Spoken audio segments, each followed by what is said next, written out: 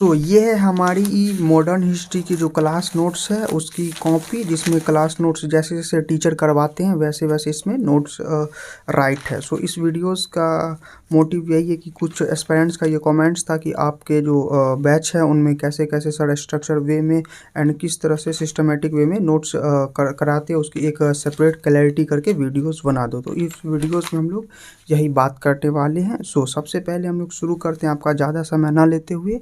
तो यहाँ पे दिए हुए हैं पहले टॉपिक में मॉडर्न हिस्ट्री एंड उसके बाद सिलेबस, फिर ट्रेंड एनालिसिस, फिर गाइडलाइंस एंड अप्रोच, फिर glimpse of A previous year question and grand overview. So basically first of all हम लोग बात करने वाले हैं डिफिनेशन की हिस्ट्री की। सो हिस्ट्री जो कि है एंशियंट ग्रीक टर्म है हिस्टोरिया, जिससे निकली है हिस्ट्री। सो हिस्टोरिया का मीनिंग होता है inquiry. So what inquiry? information or knowledge availed from investigation। so information और knowledge जो भी है availed करते हैं investigation करके उससे। सो इसमें systematic study of past. So systematic study of past it means कि जो हिस्ट्री है उसको सिस्टमेटिक वे में, जैसे क्रोनोलॉजी होनी चाहिए सही, एंड जैसे जैसे इवेंट हुए वैसे वैसे करके जो भी टाइम वे में होने चाहिए, पूरा प्लेस वे में होने चाहिए, कहाँ पे कौन से इवेंट हुए उन सब के बारे में। So study to change our time, इनका मतलब क्या है कि political situation, economy, society, technology, medicine, culture, इन सब कैसे कैसे चेंज आए इन सभी के बारे में है। So it is a study of change over time and it's cover all aspects of human society, political, economical and social, scientific, technological, culture। सो भी जो भी टाइम वेज में जो चेंजेस आए उन सभी को स्टडी करना हिस्ट्री कहलाती है। सो इसमें हम लोगों को दो एलिमेंट्स का काफ़ी हद तक ध्यान रखना होगा। सो फर्स्ट इज टाइम, मतलब कौन सी घटना किस टाइम पे हुई, कि 500 BCE में, 1000 AC में, सो इस टाइप का।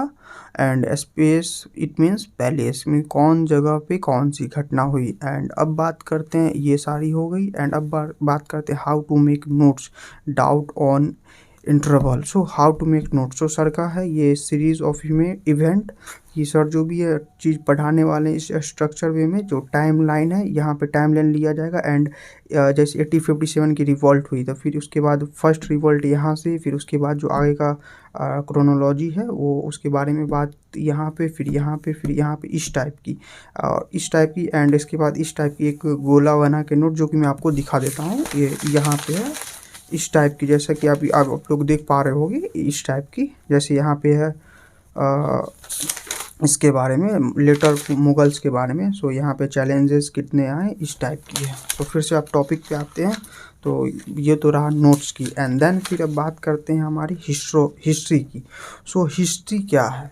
तो यहाँ पे classification of history. So Britishers जो थे, वेस्टर्न हिस्टोरियंस, हमारे हिस्ट्री को क्लासिफिकेशन किए थे, Hindu history, Islamic history and British history. तो ब्रिटिश हिस्ट्री क्या थे, इसको क्रिश्चियन हिस्ट्री क्यों नहीं कहें? सो इसकी इतनी कंसिडर नहीं की जाती है।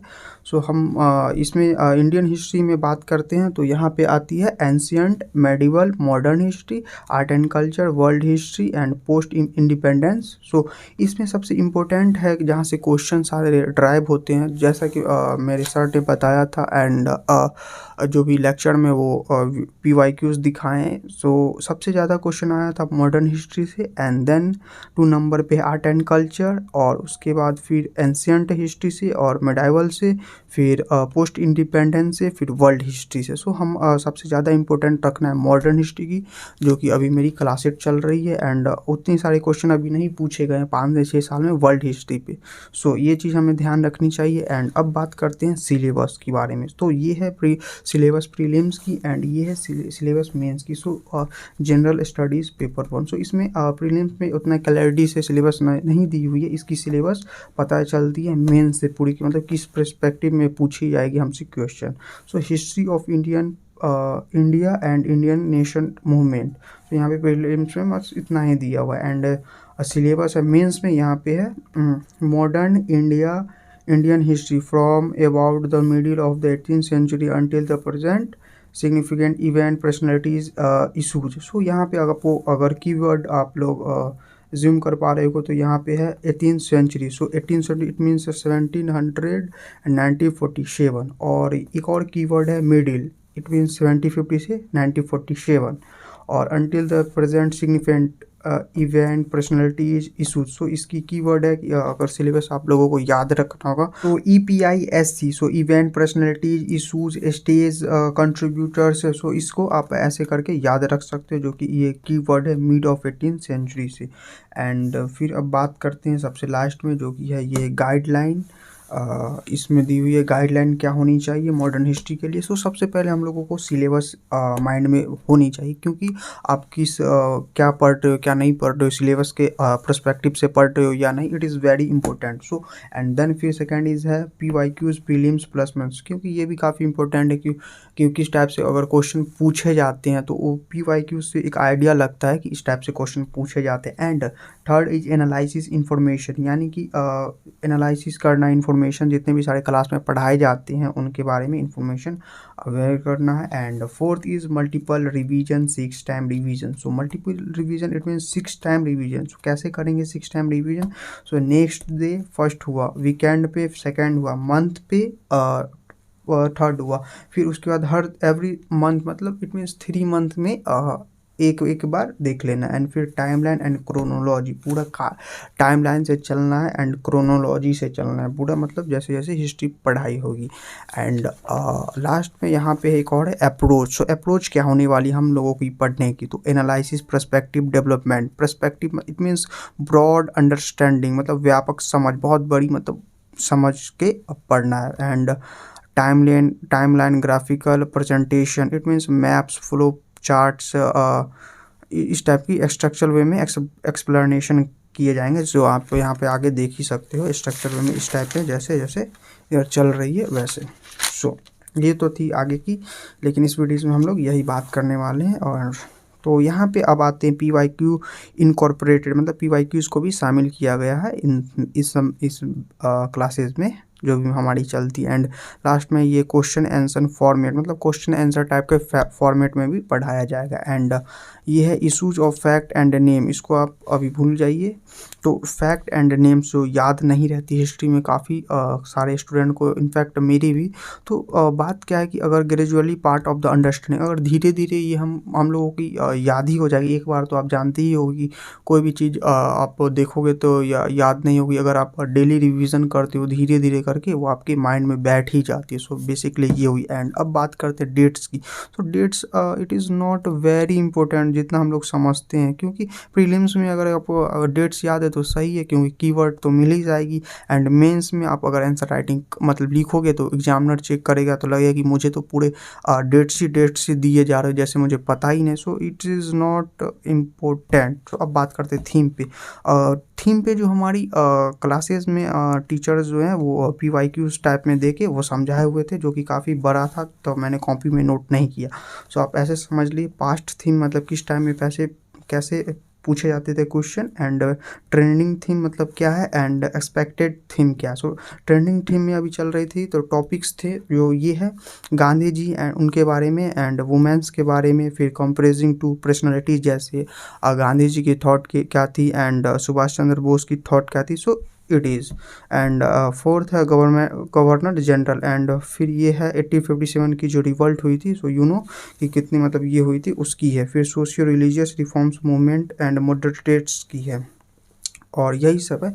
एंड लास्ट में आता है ग्रैंड ओवरव्यू, जो कि हम लोग यहाँ पे बात किए थे ग्रैंड ओवरव्यू की। सो इसमें जो कि टीचर जो हैं हमारे वो पूरा ग्राफिकल फॉर्मेट में, जो कि क्लास में जो ग्राफिकल फॉर्मेट में जो स्ट्रक्चर बनाई हुई थी वो बहुत बड़ा था, जिसमें से जो भी समझने का पार्ट था वो उसमें था, लेकिन सर बोले ये इसको आप राइट कर लो। और तो यहाँ पे सबसे पहले हम लोग देखेंगे कि 1498 से 1947 जो कि वास्को दी गामा इंडिया आया था, जो कि और बीच में हम लोग एक टाइम लाइन लेंगे जो कि 1857 में जो रिवॉल्ट हुई थी उसकी। एंड यहाँ से यहाँ तक British gaining power and British losing power, यहाँ से यहाँ तक। सो बेसिकली एक लूजिंग तो पावर नहीं कर गए थे, लेकिन धीरे धीरे कर गए थे। एंड अब बात करेंगे फेज़ 1 में, एंड ये फेज़ 2 इस टाइप से बांटा गया है। सो फेज़ 1 हमारी चलने वाली है इस सेमेस्टर, मतलब पहले फेज़ 1 चलेगी एंड लास्ट में फेज़ 2 की पढ़ाई चलेगी। सो इसमें है टीम ए में पुर्तगीज़ है, दक्ष है, ब्रिटिश है, फ्रेंच है, एंड टीम बी में है बंगाल, मैसूर, मराठा, सिख, अवध, हैदराबाद, मतलब यही है इधर की। आई नो कि आप लोग ये अभी नहीं समझ रहे हो बिकॉज इसमें जो की कॉन्सेप्ट थे वो क्लास में दिए गए थे। इस टाइप की थी कि दो अगर टीम है, पहले वो अपने में लड़ती है, फिर एक और इधर टीम में फिर वो अपने में अपने अपने लड़ते हैं, फिर उधर से जो जीत के आता है वो रूल करता था, इस टाइप की थी। सो फिर भी मैं आपको समझाने की कोशिश करता हूँ। सो यहाँ पे जो देखिए कि पहले यहाँ पे टीम ए में थे पुर्तगीज, जो ये सब अपने आप में ही लड़ रहे थे। फिर यहाँ पे बंगाल, मैसूर, जो भी छोटे छोटे स्टेट थे आज के में, वो उन सब में राजा हुआ करते थे, वो सब अपने में लड़ते थे। और इन सब में सबसे ज़्यादा पावरफुल थे बंगाल, मैसूर, ये सब। एंड इधर थे ब्रिटिशर्स पावरफुल इन सब में। तो फिर यहाँ पे इंडिया पे जो है ईस्ट इंडिया कंपनी जो रूल की। ओके, एंड देन फिर इन सब को हराने के बाद एंड देन फिर यहाँ पे ईस्ट इंडिया कंपनी जो है 1857 में काफ़ी बड़ा रिवॉल्ट हुआ। तो यहाँ पे ब्रिटिशर्स आ गए ईस्ट इंडिया कंपनी को हटा के कि ब्रिटिशर्स जो भी थे वो रूल करेंगे। एंड यहाँ पे जो थे बंगाल, मैसूर, जितने भी पावरफुल किंग थे, वहाँ के कॉमन लोगों ने बोला कि आपसे ना हो पाएगा, जो कि तुमसे ना हो पाएगा। आप देख ही सकते हो इस टाइप पे तो कॉमन पीपुल उनके वर्सेस लड़ने लगे। सो इसकी पूरी आगे की जो है इस यहाँ पे दी हुई है। सो इसकी वीडियोस में नेक्स्ट लेक्चर में अपलोड की जाएगी। So if you really like this video, so please subscribe my channel and press the bell icon. So thank you so much for watching these videos.